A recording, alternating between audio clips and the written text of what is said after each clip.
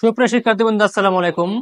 যদি ইংলিশ বুঝেন তাহলে এটা খুবই সহজ, আর যদি না বুঝেন তাহলে কিন্তু আপনার এটা অনেক কঠিন। সো দেখেন, পার্টস অফ স্পিচ অর্থাৎ আপনি যদি ইংলিশে এক্সপার্ট হতে চান তাহলে কিন্তু পার্টস অফ স্পিচ বিষয়ে আপনার ধারণা লাগবে। ওকে, সো আমি আপনাকে একদম সহজভাবে বাংলায় অর্থাৎ বাংলা মাধ্যমে পার্টস অফ স্পিচ শেখাবো, যাতে করে আপনি আর জীবনে না বলেন। ওকে, সো আজকে আমরা জানবো ইনডিফিনিট প্রোনাউন অর্থাৎ দেখেন somebody, someone, something, anybody, anyone, anything. Okay, nobody, no one, nothing, everybody, everyone, everything, each, every, মাস।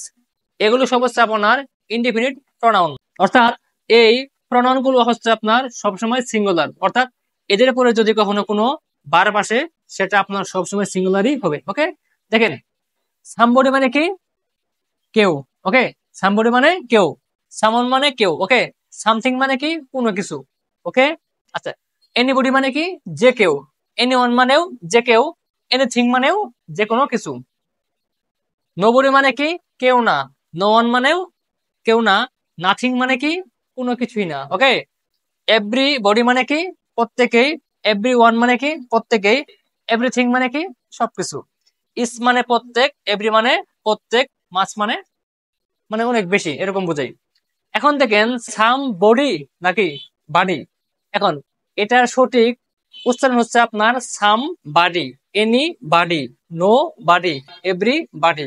ওকে, আচ্ছা, এখন দেখেন মানে একটা কথা যে অ্যাফার্মেটিভ বাক্যে আপনার সামবডি, সামওয়ান, সামথিং হয়, কিন্তু নেগেটিভ বাক্যে আপনার এনিবডি, এনিওয়ান, এনিথিং হয়। হ্যাঁ, মানে ব্যাখ্যা দেব, একটু ওয়েট করেন। দেখেন সবকিছুই খারাপ, তাহলে সবকিছু মানে কি? এভরিথিং, তাহলে এভরিথিং, EVERYTHING, এভরিথিং। এখন দেখেন এইখানে যে কয়টা প্রনাউন আছে সবকটা হচ্ছে আপনার সিঙ্গুলার, অর্থাৎ এদের উপরে যে ভার্ব আসবে সেটা হবে আপনার সিঙ্গুলার। আর এটার নাম কি? Subject verb agreement. তাহলে এভরিথিং ইজ, সবকিছু হয় ব্যাড মানে কি? খারাপ। তাহলে এভরিথিং ইজ ব্যাড, সবকিছু হয় খারাপ। ওকে, এখন দেখেন বলেছি যে অ্যাফার্মেটিভ বাক্যে আমরা এভরি অথবা সাম ইউজ করব, কিন্তু নেগেটিভ বাক্যে আমরা এন ইউজ করব। যেমন দেখেন একটা বাক্য, কেউ বাজারে যায়নি। তাহলে দেখেন কেউ বাজারে যায়নি, এই বাক্যটা আপনার অ্যাফার্মেটিভ নাকি নেগেটিভ? নিঃসন্দেহে এই বাক্যটা হচ্ছে আপনার নেগেটিভ। কাজে এখানে আমরা সাম ইউজ না করে এন ইউজ করব। দেখেন তাহলে কেউ মানে কি? এনি বডি অথবা ওয়ান, অর্থাৎ এনি বডি অথবা ওয়ান। হ্যাঁ, একটা হলে হচ্ছে। তাহলে এনি বডি। এখন বাজারে যায়নি, এটা কোন টেন্স? এটা হচ্ছে আপনার পাস্ট ইনডিফিনিট টেন্স, তাহলে হবে ডিড। তাহলে এনিবডি ডিড, যায়নি নট। তাহলে এনিবডি ডিড নট গো মানে কি? যাওয়া। তাহলে anybody did not go to market, অর্থাৎ কেউ বাজারে যায়নি, অথবা কেউ তাকে না। এখন দেখেন যদি বলতাম যে কেউ তাকে পছন্দ করে, এটা হচ্ছে আপনার একটা অ্যাফার্মেটিভ বাক্য। এখানে কি হতো? Someone likes him or her, নাকি শেষ। কিন্তু এখানে বলেছে যে কেউ তাকে পছন্দ করে না, অর্থাৎ এটা হচ্ছে একটা নেগেটিভ বাক্য। ক্লিয়ার? এখানে আমরা সাম ইউজ না করে এন ইউজ করব। দেখেন তাহলে কেউ মানে কি? এনি ওয়ান, অর্থাৎ কেউ। হ্যাঁ, এনি ওয়ান। এখন any one, anybody, anything, somebody, someone, something, এগুলো সবকে আপনার সিঙ্গুলার।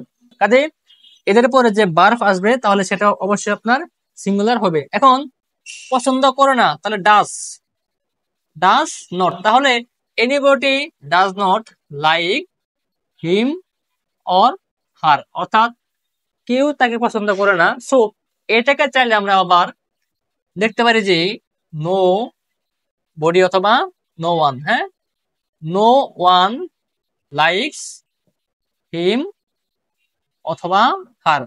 তাহলে দেখেন নো ওয়ান লাইকস হিম। এখন নো ওয়ানের পরে ভার্বের কি আছে আপনার?